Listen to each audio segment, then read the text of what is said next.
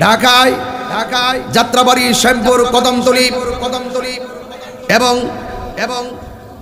বিভিন্ন জায়গা থেকে যে মানুষগুলো এসেছে, আজ যদি কোনো কারণে মাহফিলটা বন্ধ হয়ে যেত, হাজার হাজার মানুষ এই কোরআন সুন্নাহর আলোচনা থেকে বঞ্চিত হয়ে যেত। 8 তলা 9 তলা 5 তলা বিল্ডিং, 2 তলা বিল্ডিং এর উপর থেকে মানুষ আজকের আলোচনা উপভোগ করছেন। আমার পিছনে অনেক মানুষ দাঁড়িয়ে আছে, পিছনের প্যান্ডেলের বাহিরে। এই হাজার হাজার মানুষ পকেটের টাকা খরচ করে আজকের মাহফিলে এসেছে।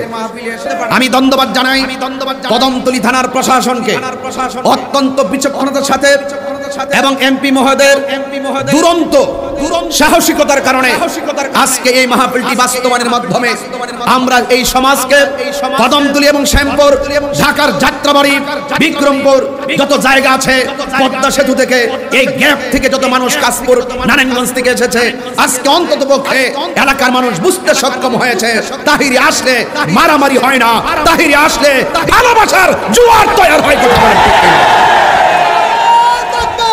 যারা ওয়াজ মাহফিল এই ধর্মীয় চেতনার জায়গাকে কলুষিত করতে চায়, বন্ধ করতে চায়, এরা দেশ জাতির দুশমন। কথা বলেন ঠিক না? আমি পরিষ্কার ভাষায় কথা বলতে চাই, আমি দায়িত্বহীন কণ্ঠে বলতে চাই, ধর্মের জায়গা, স্বাধীনতার জায়গা, মুক্তিযুদ্ধের জায়গা, বাঙালির চেতনার জায়গা, এই 4টা জায়গা সম্মিলিত ভাবে যত এই বাংলাদেশে পরিস্ফুটিত থাকবে, যত প্রতিষ্ঠিত থাকবে, ততই আমরা পারস্পরিকভাবে সম্প্রীতি পয়দা হবে। কথা বলেন ঠিক না?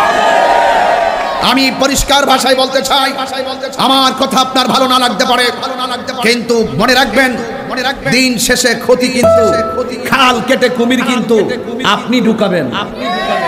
হিন্দু মন্দিরে যাবে, বৌদ্ধ পেগোডায় যাবে, খ্রিস্টান গির্জায় যাবে, মুসলমান মসজিদে যাবে।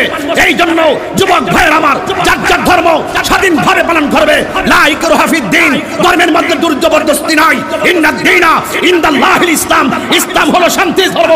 লাকুম দীনুকুম ওয়ালিয়া দীন, তোমার জন্য তোমার দিন, আমার জন্য আমার দিন। হিন্দুর মন্দির ভেঙে মসজিদ বানানো যাবে না, মসজিদ ভেঙে মন্দির বানানো যাবে না। যার যার ধর্ম স্বাধীনভাবে পালন করবে, অন্যান্য ধর্মের মানুষকে নিরাপদ দিতে হবে। এটাই হলো ইসলাম ধর্মের মৌলিক শিক্ষা। হাত করে বলেন ঠিক কিনা বলেন?